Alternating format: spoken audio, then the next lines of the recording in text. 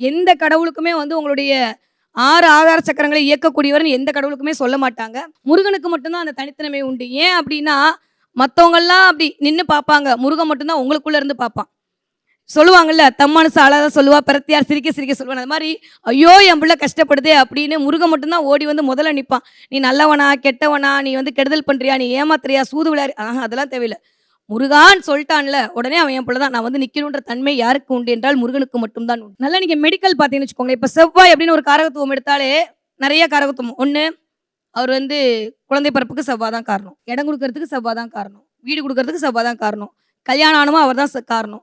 குழந்தை பிறக்கணுமா அவர் தான் காரணம். அப்ப எல்லாவற்றுக்கும் காரணமா இருக்கக்கூடிய செவ்வாய் தான் கர்ம காரகனாக தீர்மானம் செய்யப்படுது. அதனால தான் 10ஆம் இடத்தில் போய் அவர் உச்சமடைகிறார்.